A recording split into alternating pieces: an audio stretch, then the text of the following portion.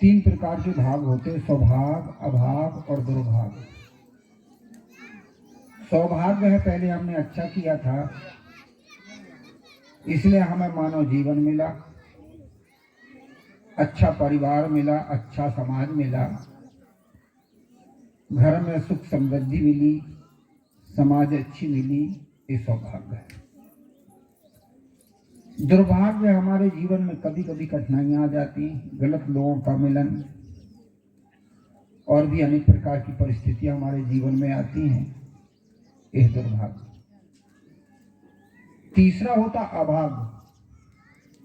सब कुछ हमें मिले, मानव जीवन मिला, सत्संग मिला, महापुरुष मिले, परिवार समाज मिली, परंतु उन चीजों को चलाने का हमारे पास ढंग नहीं है, इसलिए हम आई हुई चीज से भी लाभ नहीं ले सकते और दुख ही पैदा करते हैं, ये अभाव है। इसलिए हमें ये सत्संग की जरूरत क्यों है, ताकि ये सौभाग्य से हमें मानव जीवन मिला, उस सौभाग्य को हम पुरुषार्थ से बढ़ाएं, हम पुरुषार्थ करें और पुरुषार्थ करके मानव जीवन को हम आगे बढ़ाएं। एक शब्द आता पुरुष, ये पुरुष शब्द का क्या अर्थ होता है? पुरुषेति पुरुष है। पुर माने शरीर में शयन करने वाली इस आत्मा को पुरुष कहा। दूसरे नंबर में पुरुष का अर्थ होता है पुरुषार्थ करने वाला प्राणी। वो पुरुषार्थ करने वाला प्राणी केवल मनुष्य है। पशु पुरुषार्थ नहीं कर सकता, वो पूर्व किए हुए कर्मों को भोगता है बेचारा, पर वो पुरुषार्थ नहीं कर सकता। मैं ऐसे ही मंदसौर में बता रहा था कि पशु पुरुषार्थ नहीं कर सकता। एक सज्जन ने कहा, महाराज रुको, ये भैंस 6 लीटर 7 लीटर दूध देती, पुरुषार्थ नहीं कर रही। बैल गाड़ी खींचता, ये पुरुषार्थ नहीं करता। गधे भोजा ढोते, ये पुरुषार्थ नहीं करते। मैंने पुरुषार्थ नहीं करते हैं, इनसे हम करवाते। कैसे करवाते हो? खिला के, पिला के, मार के, पीट के, भय से और लोभ से। इसलिए पशु जो जिंदगी जीता है वो भय और लोभ से जिंदगी जीता है। सुख दुख के आधार पर उसको दुख दो सुख दो, तब वो भय लोभ से जिंदगी जीता है।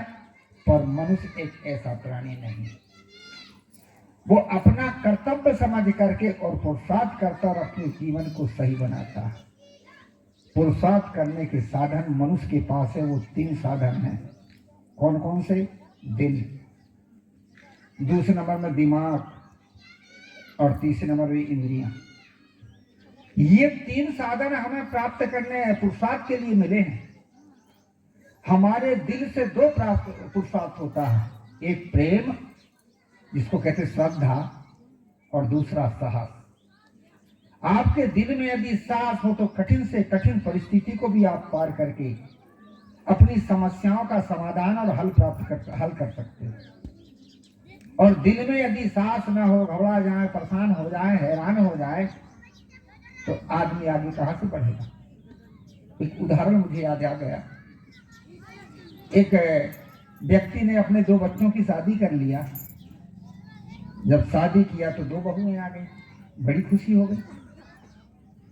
उसने सोचा कि चलो ये मेरी 2 बहुएं मेरे घर में आई हैं, परंतु इनके पहले संस्कार तो देख लो, कौन कैसी है, और जो जैसी हो वैसा उसको चला लो। तो क्या होता है कि पहले इनकी परीक्षा तो कर लूं। तो उन्होंने क्या काम किया कि दोनों बहुओं से कहा, बेटा हमारे घर का ये रिवाज है कि जब नई बहू आती हैं तो ससुर को दूध देती है कांच की गिलास में, ये हमारे घर का रस्म है, इसलिए तुम 1-1 गिलास दूध लाओ। दोनों बहुओं ने बड़े प्रेम से और 1-1 गिलास दूध लाया। ससुर ने कहा, बेटा रख दो, रख दिया। कहा जाता कि आदमी की परीक्षा कब होती? जब उसके सामने समस्या डालो, और वो समस्या में यदि साहस बनाया बैठा है, साहस बना लेता है, तो उसकी समस्या हल होगी, और घबराया तो गया। ऐसे ही 1-1 गिलास दूध ला करके उन्होंने रखा, और बूढ़े ने दोनों गिलास में 1-1 लात मारा, गिलास टूट गई और दूध बिखर गया। पर एक बहू थी बड़ी साहसी, ये साहस क्यों पैदा होता? हमारे परिवार में प्रेम है और हमारे भीतर में परिवार में संदेह नहीं है, प्रेम है, तो अब घबराओगे नहीं। हम घबराते कब है? जब हमारे परिवार में प्रेम नहीं है, संदेह बना रहता है, तो हम घबराते और शंका करते हैं। ऐसे ही जब उसने लात मारा तो एक बहू थी बेचारी, जिसके भीतर साहस था, प्रेम था, श्रद्धा थी, वो आकर के हाथ जोड़ लिया, कहा बाबूजी दूसरा दूध ले आऊं। बूढ़े ने कहा बेटा दूसरे दूध की जरूरत नहीं है, अब आशा है कि तू जीवन भर दूध भात खिलाएगी, क्योंकि तेरे भीतर है साहस। परिस्थिति आने पर भी तू घबराएगी नहीं, विचलित नहीं होगी, घर परिवार से प्रेम और भाव नहीं तोड़ेगी, इसीलिए तेरे भीतर है साहस, तू जीवन भर दूध भात खिलाएगी। कहा जाता कि दूसरी जो बहू थी उसके भीतर साहस नहीं था, डर गई। जब बूढ़े ने गिलास में लात मारा, दूध बिखरा, तो आई कह के घर के भीतर घुस गई। बूढ़े ने समझ गए ये है कच्ची। ये हम जो है हमारे भीतर साहस नहीं है, हिम्मत नहीं है, इसलिए हम घबराते हैं, परेशान होते हैं, हैरान होते हैं। आई कह के जब अंदर घुस गई तो बूढ़े ने समझ गया कि यह है कच्ची, और कच्चे को तो संभालना, पक्का तो संभाला है ही है। मैं कभी कभी बताया करते हम घर परिवार में जो कमजोर है उसको संभालिए, जो अच्छा वो तो संभला है ही है। सदगुरु कबीर ने बड़ी सुंदर बात कही है, सतगुरु वचन सुनो हो संतो मत लीजे सिर भार, हो हजार हजूर ठाड़ कहते हो अब तय समर समार, खुद संभलो और दूसरे को संभालो। यदि हम खुद संभले हैं तो हम दूसरे को भी संभाल पाएंगे, और जो खुद संभला नहीं वो दूसरे को क्या संभालेगा। इसी प्रकार से बूढ़े ने क्या काम किया, उस बहू को समझाया, क्या पगली डरती क्यों है, एक तेरा बाप था जिसने तुझे जन्म दिया, और दूसरा मैं बाप हूं जो तुझे जमीन दूंगा, अपने संपत्ति का तुझे मालिक बनाऊंगा, तू डरती क्यों है, संभाल लिया। मैं बता रहा था कि जिसके भीतर साहस नहीं होता है वो घबराता है, हैरान होता है, परेशान होता है। जिसके भीतर साहस होता है वो घबराता नहीं है, कठिन से कठिन परिस्थितियों को पार कर लेता। ये हम देवी बनाते हैं, बहुत सारी देवी हैं, परंतु 3 देवी मुख्य है। सबसे पहले है दुर्गा माता। ये क्या है? ये हमारी सौर शक्ति। यदि हमारे पास सौर शक्ति है तो वो दुर्गा आ गई हमारे पास। जिन बहनों के पास में सौर शक्ति है, परिस्थितियों को भी संभाल लेती, घबराती नहीं है, वो दुर्गा माता है। दूसरी देवी है लक्ष्मी जी। ये लक्ष्मी जी क्या, हमारे पास में सद्गुण और सदाचार शक्ति है, ये लक्ष्मी।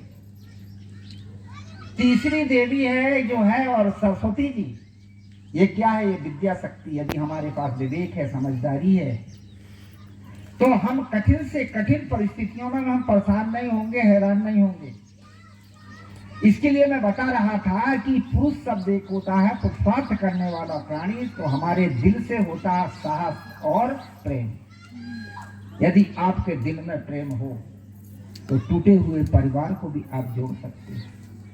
जिसका दिल टूटा हुआ तो उसको जोड़ करके आप उससे मिला के चल सकते हैं, और प्रेम ना हो तो जुड़ा हुआ को भी तोड़ सकते हैं।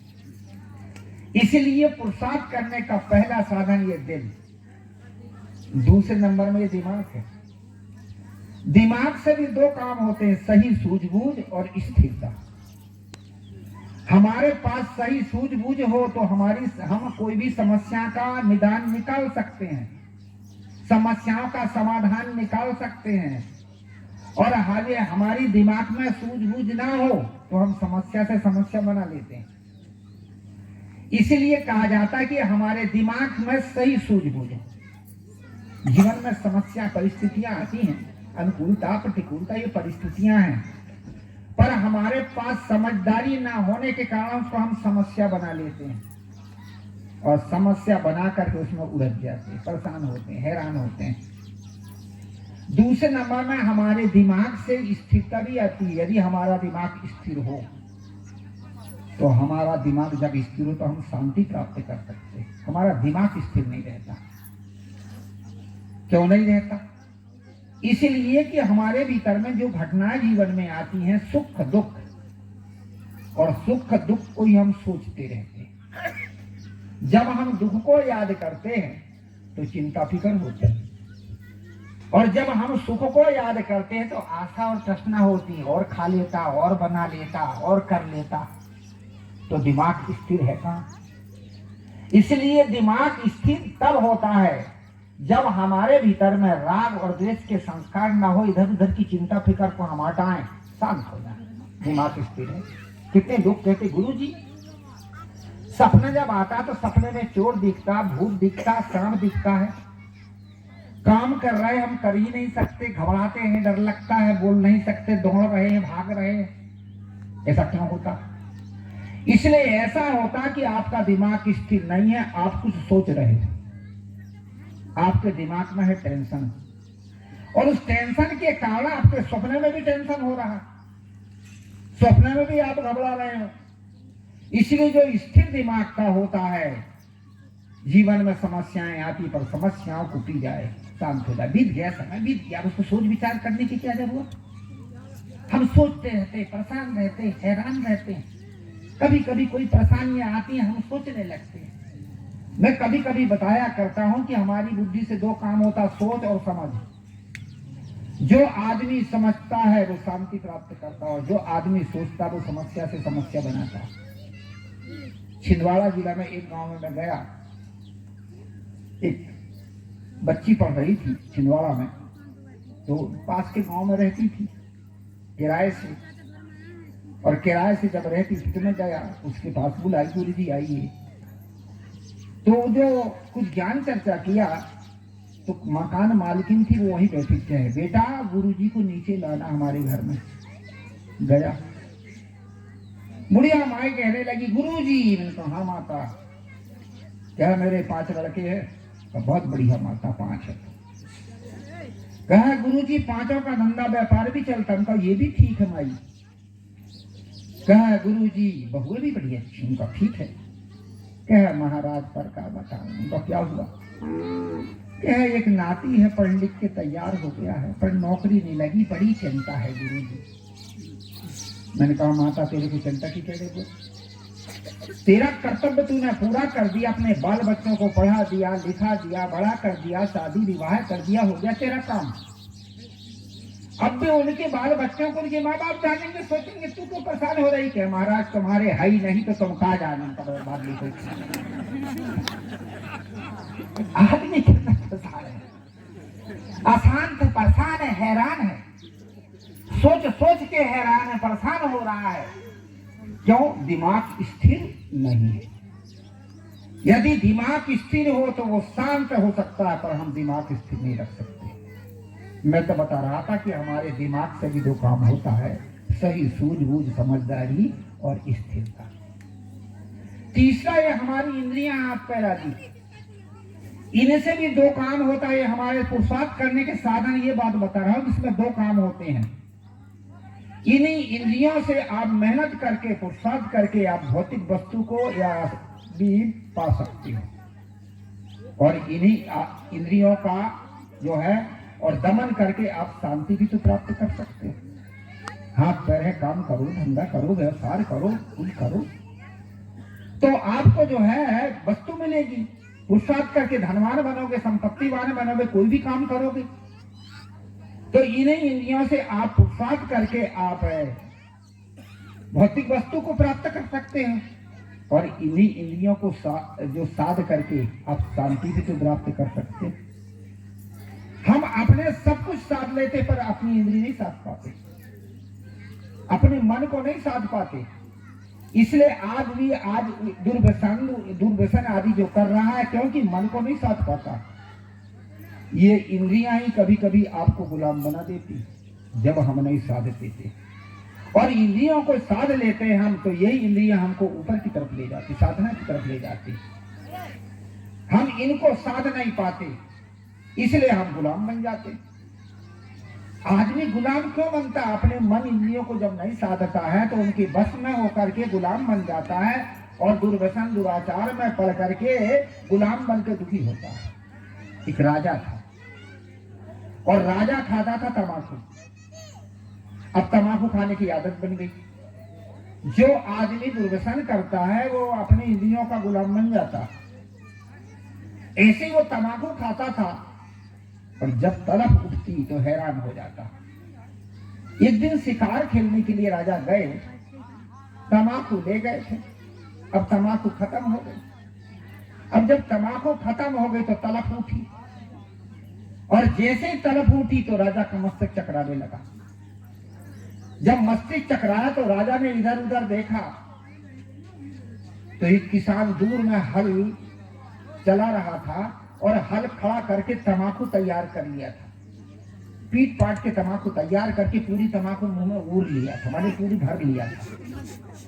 राजा की नजर पड़ी और राजा ने कहा, भाई किसान थोड़ी तमाकू बचा। तो आधी तमाकू उगल दिया और उगल के तमाकू रगड़ रुगड़ के राजा के पास में लाके कहा, सरकार लीजिए तमाकू, उस झूठी तमाकू को। यह है इंद्रियों की गुलामता। उस झूठी तमाकू को राजा ने मुंह में डाला और किसान की पीठ ठोकर कर, भाई किसान तूने मेरी जान बचा दी, नहीं तो मैं तो मर जाता।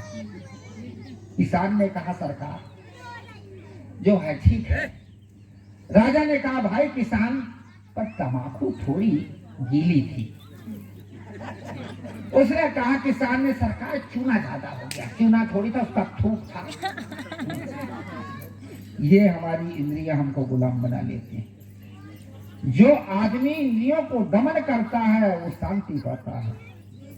जो इंद्रियों का गुलाम बनता है और अशांत और दुखी है, परेशान है।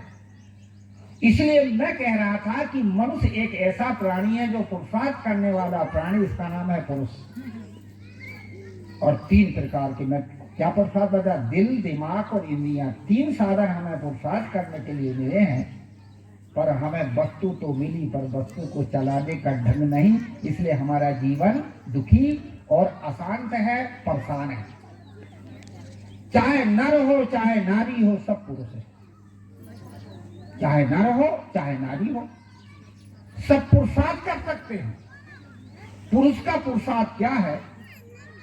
धन कमाए, संपत्ति कमाए, घर में लाके दे, अपने बाल बच्चों का भविष्य बनाए, बचे हुए धन को धर्म में लगाए। इससे व्यवहारिक पुरुषार्थ और परमार्थिक पुरुषार्थ दोनों पुरुषार्थ हो जाते हैं। तो पुरुष का काम है पुरुषार्थ करना, इसलिए पुरुष शब्द बना। कितने लोग मूछ उमेटते कहते हैं हम मर्द हैं, पता नहीं इस मूछ में दूध निकलेगा घी निकले, काहे के मर्द हैं?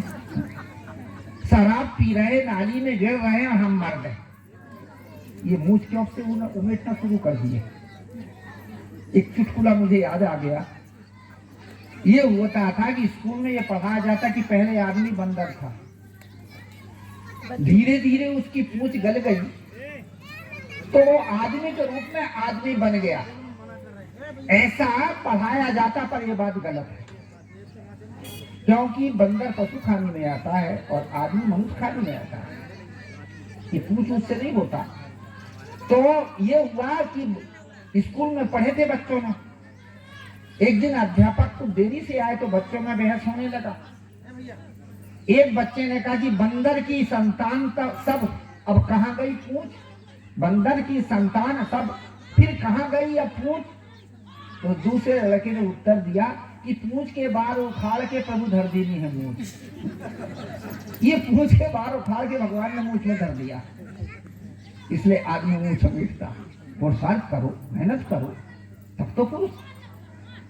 इसलिए पुरुषार्थ करने वाला प्राणी को पुरुष कहते हैं। पुरुष का पुरुषार्थ है धन कमाए, संपत्ति कमाए, विद्या पढ़े, कला कौशल सीखे, घर में संपत्ति लाए, बची हुई संपत्ति को धर्म में लगाए। तरुण सागर का एक सुंदर में कोई एक प्रसंग लगता है, बड़ा अच्छा लगता है। अपनी कमाई संपत्ति हमारी बेटी है क्योंकि हमने पैदा किया। पिता की कमाई संपत्ति हमारी बहन है क्योंकि बाप ने हमें भी पैदा किया और संपत्ति को पैदा किया। और अपने दादाजी की कमाई हुई संपत्ति माने पितामह की कमाई संपत्ति हमारी बुआ है।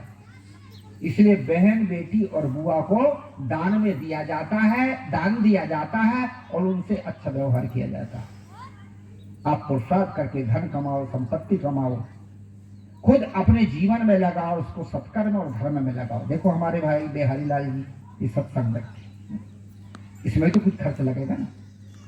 तो इसीलिए कहा जाता है कि इसको कहता बता रहा कि मैं परमार्थिक पुरुषार्थ है, तो हम है तो पुरुष का काम है पुरुषार्थ करना, धन कमाना, संपत्ति कमाना बाहर।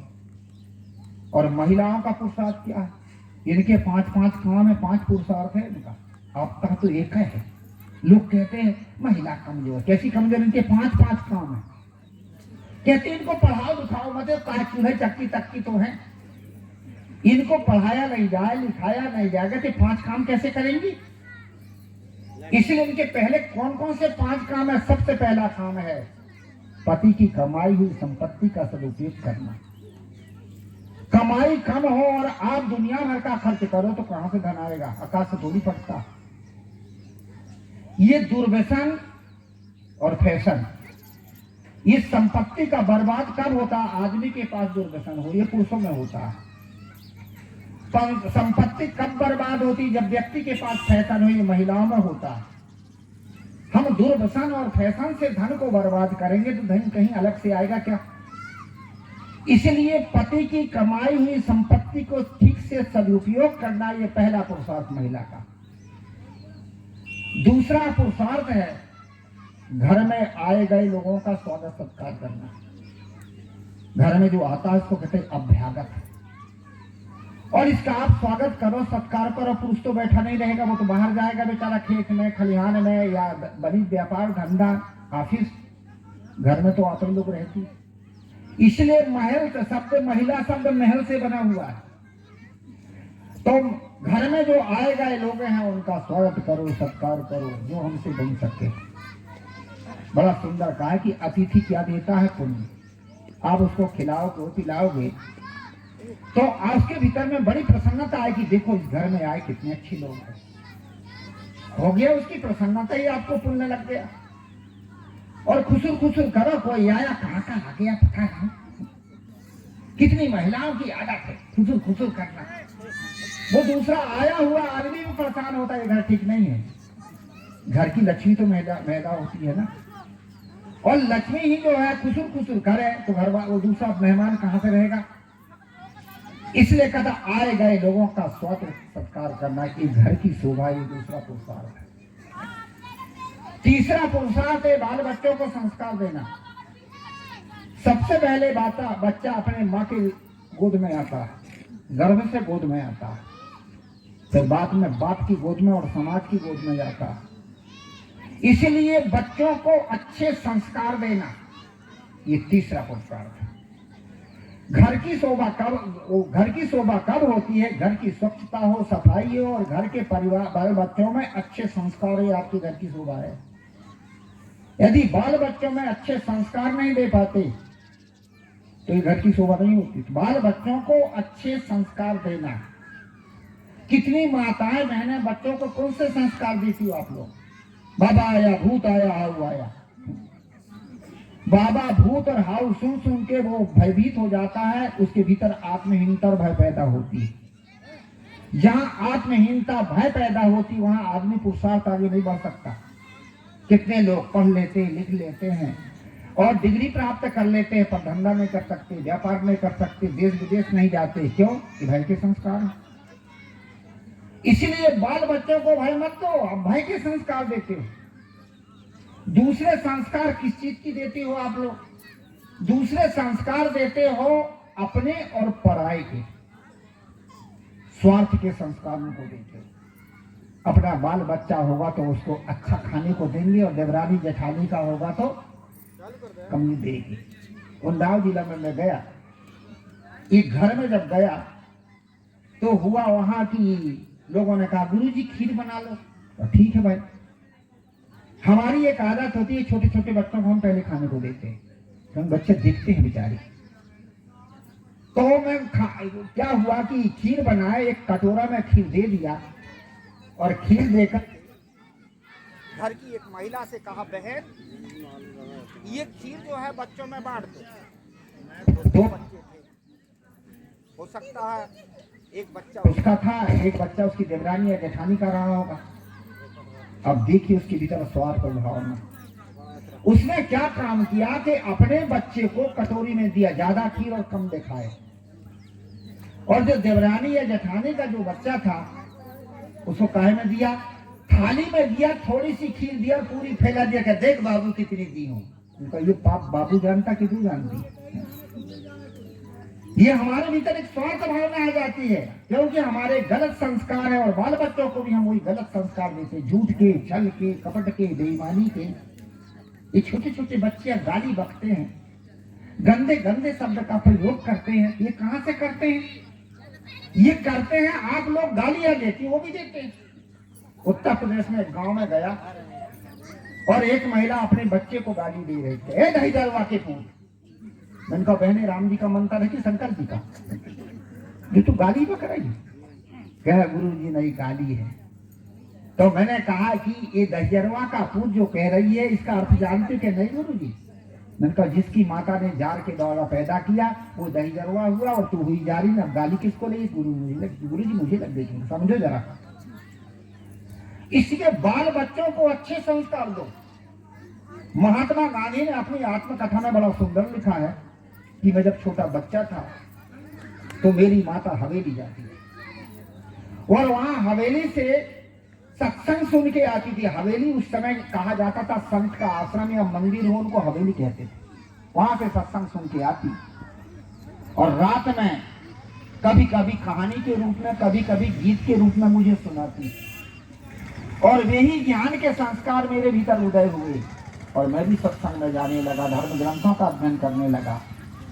धीरे धीरे मैं सत्संग के आधार पर आत्मबल बढ़ा, और मैं साधना करने लगा, और सत्य और अहिंसा धर्म की मैंने साधना किया।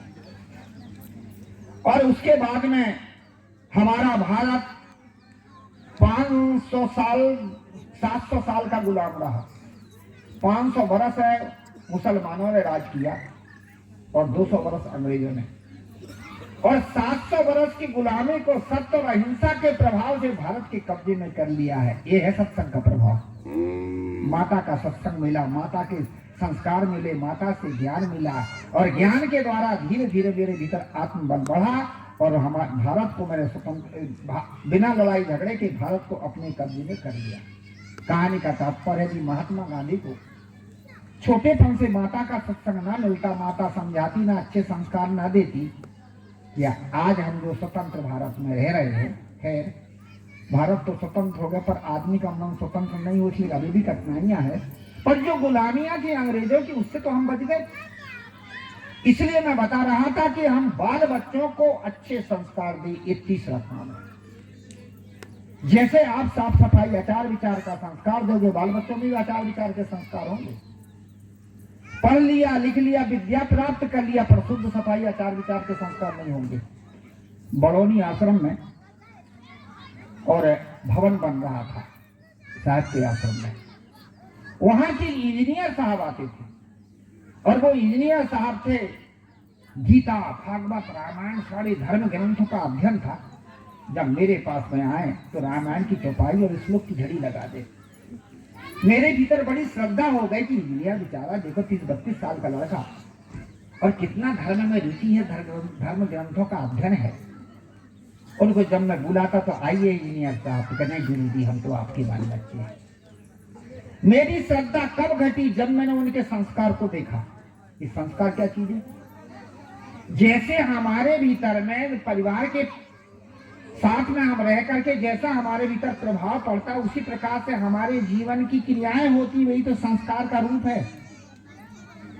तो मेरी श्रद्धा कब घटी? जब वो इंजीनियर साहब छत के ऊपर चढ़े थे, कारीगरों से कह रहे थे यहाँ एक छड़ ज्यादा करो, एक छड़ कम करो, और उसी समय नाक में आई गंदगी।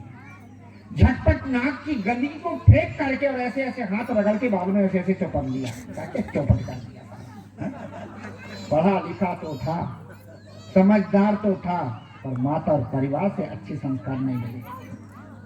समझदार माताएं जो होती है वो बाल बच्चों को कहती छी ऐसा नहीं करते, और जो है बच्चों को चाटा मार करके ठिकाने में लगा लेती। ये समझदार और संस्कारी माता का काम होता है। जो बेसमझ माता होती है वो ध्यान नहीं देती है, साफ सफाई सदा साफ सफाई के संस्कार कहाँ के हैं? ये पारिवारिक संस्कार हैं। रेलगाड़ी से मैं आ रहा था, एक मारवाड़ी परिवार मेरे सामने बैठा था। तो क्या हुआ कि था 5-6 लोग थे, और जो माता जी थी वो बड़ी समझदार, बड़ी भाव वाली थी। कहा गुरु जी हम भी वैष्णव हैं। उनका बहुत बढ़िया, हम भी पूजा पाठ करते हैं। उनका ठीक है माता। जब उस शाम का समय हुआ और उन्होंने भोजन निकाला तो कहे गुरु जी आप भी मेरे से भोजन, हमारा भोजन ले लो। उनका ना माता जी भोजन हमारे पास में है। बहुत जोर लगाई पर मैंने नहीं लिया। बाद में उन्होंने भोजन किया तो कैसे भोजन किया? जबकि रेलगाड़ी में सारी व्यवस्था होती, लैट्रिन, बाथरूम और भी वॉश बेसिन, हाथ धोने के लिए सारे आदमी की व्यवस्थाएं वहां रहती है, साफ सफाई शुद्धता की। पर सब कुछ होते हुए हाथ धोए ना कुछ धोए, और ऐसे रोटी निकाल ली, और रोटी निकाल करके सब खाने लगे, और सब खाने लगे, और बची खुची रोटी भी उसी में डाल लिए, इकट्ठा कर लिए। और उसके बाद में फिर हाथ धोए ना कुछ धोए, पानी पी लिया और ऐसे ऐसे हाथ पोंछ लिए, को ना रुमाल से ऐसे ऐसे कर लिया। बस मैं हंस दिया। क्या गुरु जी क्यों हंस रहे हो? मैंने कहा इसलिए हंस रहा हूं कि आप वैष्णव हो, और आप वैष्णव होते हुए भी आपके पास साफ सफाई की कमी है। जबकि वहां पर बात वैसी है, हाथ धोते कुछ भी नहीं धोए, और ऐसे ही भोजन निकाल लिए, और भोजन निकाल के ऐसे जूठा काठा धर लिए, और कहते बाबा जी भोजन करो, बाबा जी भोजन करो। क्या गुरु जी चलता है? सब यही देखो ना, जैसा जैसा आदमी मन बना देता उसी प्रकार से उसका मन हो जाता। मैं बता रहा था ये सारे संस्कार बाल बच्चों को देती है माताएं। कहने मैं बता रहा था कि तीसरा काम महिलाओं का क्या है? बाल बच्चों को अच्छे संस्कार देना। और चौथा काम है घर की साफ सफाई रखना। और पांचवा काम है जो घर में कमजोर हो, पति कमजोर हो, सास ससुर कमजोर हो, देवरानी जेठानी कमजोर हो, उनको संभालना। ये पांच काम है महिलाओं के। ये आपके घर की शोभा है। इसलिए कहा जाता कि हमें सत्संग की जरूरत है। जहां हम जिंदगी जी रहे हैं वहां जीने का, रहने का तरीका कहां से मिलता है? ये संत महात्माओं के सत्संग से ही तो मिलता। हमारे पास चीजें हैं परंतु उसमें हम चलाने का ढंग नहीं जानते हैं, इसलिए हम अशांत और दुखी हैं। इसलिए कहा जाता है कि मैं बता रहा था कि पुरुष शब्द का महिला भी और पुरुषार्थ करने वाला प्राणी, उसके 5 काम है, और पुरुष का केवल एक काम। सबसे पहला काम है, फिर डबल दोहरा दूं, सबसे पहला काम है पति की कमाई का, संपत्ति का ठीक से सदुपयोग करना। दूसरा काम है आए गए लोगों का स्वागत सत्कार करना। तीसरा काम है बाल बच्चों को अच्छे संस्कार देना। चौथा काम है घर की साफ सफाई रखना। और 5वां काम है जो कमजोर लोग हैं उसको संभालना। ये घर की शोभा है। हम एक दूसरे को संभालें, हम संभाल नहीं पाते हैं। जो संसार में दूसरे को संभालता, स्वयं संभालता, उसकी वंदना होती। थोड़ा रामायण का प्रसंग ले लो, क्योंकि रामायण के भी जानकार लोग हैं यहाँ। क्योंकि हमारा जो मध्य प्रदेश है यहाँ, वो रामायण, मध्य प्रदेश छत्तीसगढ़ में रामायण के बहुत जानकार लोग होते हैं। तो मैं बता रहा था कि एक दूसरे को संभालिए आप। हम संभाल नहीं पाते हैं। रामायण में एक चौपाई बड़ी सुंदर आई है कि जो सही दुख पर छिद्र दुरावा और बंद नियति जग जस पावा। चौपाई है कि जो स्वयं कष्ट तय करके दूसरे के छिद्र माने कमजोरी को ढांकता है अर्थात संभालता है, संसार में उसकी वंदना होती। ये रामायण में चौपाई आई है। अब ये कहां घटती है? ये घटती है हनुमान के ऊपर में। हनुमान की वंदना कौन कर रहे हैं? राम जी कर रहे हैं, प्रशंसा गा रहे हैं। क्या कह रहे हैं? क्या कह रहे हैं? कपि उपकार कहो प्रति उपकार कहो कपि तोरा। हे कपि, तूने जो मेरे प्रति उपकार किया उसका मैं वर्णन नहीं कर सकता, उससे मैं पूरी नहीं हो सकता। अब राम जी उनकी प्रशंसा कर रहे हैं। क्यों कर रहे हैं जी? हनुमान के पास में क्या था कि हनुमान स्वयं संभले थे और वो दूसरे को संभाले थे। जो स्वयं संभलता और दूसरे को संभालता है उसकी तो संसार में वंदना होती और यश होता। हनुमान खुद संभले थे और दूसरे को संभाले। हनुमान के पास में सब चीज सुंदर थी। एक कांट बना, सुंदर कांट। पूरी रामायण में बहुत सारे कांड हैं, पर एक ही पुरुष के लिए एक कांड, केवल सुंदर कांड जो हनुमान के लिए बना। हनुमान के पास क्या सुंदर थी? 7 चीज सुंदर थी। जिसके पास 7 चीज सुंदर होती है वो स्वयं संभालता और दूसरे को संभालता है। अब कौन कौन सी सुंदर थी? पहले शरीर परिश्रमी था। दूसरे नंबर में मन निरासक्त था। तीसरे नंबर में बुद्धि विवेकवती थी, समझदार थे। चौथे नंबर में अहंकार शून्य था। 5वें नंबर में और हृदय अनुरागी था। 6वें नंबर में कर्म सही थे और 7वें नंबर में अधिकार सुरक्षित था। इसलिए हनुमान के पास में ये 7 चीज सुंदर थी। राम जी ने समझ लिए कि ये हनुमान जो है और मेरा काम करेगा। तो राम जी ने जब माता सीता खोई, रावण ने हर के ले गया, खोई नहीं थी, रावण ने हर के ले गया। तो राम जी ने किन को भेजा? हनुमान को। वो जानते कि ये स्वयं संभला हुआ तो ये दूसरे को भी संभाल सकता। इसलिए हनुमान ने रावण उसको लेके जो है राम जी से कहा, राम ने हनुमान से कहा तुम पता लगाओ। अब ये राम जी ने हनुमान को क्यों कहा कि पता लगाओ? चली गई। पर हनुमान से धर्मपति वही होता है जो अपने पत्नी के दुख सुख को ख्याल करके उसकी सुरक्षा करता है और उसकी सुरक्षा करता है, कोई उपाय खोजता है, वो धर्मपति। तो राम जी कौन थे? वो धर्मपति थे। इसलिए धर्मपति होने के कारण वो जो है और हनुमान को भेजे। एक जगह एक पुरुष था और वो अपनी पत्नी को डांट रहा था। तो क्यों डांट रहे भाई? मैं पति हूं। अरे तो गजब का पति है यार, बता कौन सा पति है? क्या गुरु जी कितने पति? उनका 3 पति होते हैं। कौन कौन? मैंने कहा पहला पति होता है राष्ट्रपति, जो राष्ट्र को अपनी संपत्ति मानता है। तो पत्नी को तू अपनी संपत्ति मान के अधिकार करता क्या? दूसरा पति होता प्रजापति, जो प्रजा को उत्पन्न करता है। इसी प्रकार से तू प्रजापति है कि बाल बच्चों की उत्पत्ति तक पत्नी पर भाव रखता है। तीसरा पति है धर्मपति, जो अपने पत्नी के सुख दुख पर ख्याल रखता है। तो तू जो है धर्मपति, वो क्या कहते हैं कि सुख दुख पर ख्याल करता है। तो तू बता कौन सा पति है? क्या गुरु जी अभी राष्ट्रपति और प्रजापति हुई, धर्मपति नहीं बना, उनका धर्मपति बन। तो राम जी धर्मपति, इसीलिए उन्होंने हनुमान को भेजा और हनुमान गए और जाकर के फिर क्या हुआ कि मुद्रिका दिया था। ये क्यों दिया था जी? ये दिया था कि किसी को कोई उपहार दे दो तो बड़ी खुशी हो जाए। यहाँ से उपहार मिला, इनका प्रेम मेरे में है, ये भाव बना रहता है। जैसे परिवार में आप एक दूसरे को उपहार देते हैं ना, ऐसे उपहार के रूप में हनुमान ने दिया, राम जी ने दिया। और हनुमान उपहार लेके गए और जाकर के माता सीता से कहा मैं राम का भक्त हूं और लीजिए मुद्रिका। और मुद्रिका का पा करके सीता गदगद हो गई। अब जब हनुमान वहां से चलने लगे तो सीता को भी कुछ देना चाहिए ना, परंतु भूल गई बेचारी, नहीं दे पाई। तो देखिए अब संभाल रहे हैं। नहीं, ये प्रसंग इसीलिए रहा कि खुद संभलो और दूसरे को संभालो। हनुमान जी संभाल रहा है। क्या कह रहा है? मां तुम मोहि कछु दीजे चीना और जैसा कि रघुनायक दीना, मुझे भी चिन्हारी दो। जैसा राम ने दिया, संभाल लिया। ऐसे हम कोई आदमी कहीं चुपता हो परिवार का, उसे संभालें, पर हम संभालते नहीं, गिरे हुए को और लात मार के और गिराते।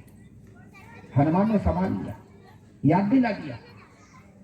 तो चूड़ा मई उतार तब दयु हर्ष समेत पवन सुत लयु। अब यहाँ राम के पास में जब आते हैं हनुमान जी, राम ने कहा हनुमान सीता मिली क्या? सरकार मिल गई क्या? मरी मिली कि जिंदा मिली? क्या सरकार मरी कैसे मिलेगी, जिंदा मिल गई? क्या मर क्यों नहीं गई? ये कैसे सरकार? क्या जब अयोध्या जा रहे थे और जब अयोध्या जा रहे थे तो कहा गया था कि यहीं अयोध्या, वनवास जा रहे थे अयोध्या से, तो कहा गया था कि यहीं अयोध्या में रहो। तो सीता ने कहा था कि जिये बिनु देह न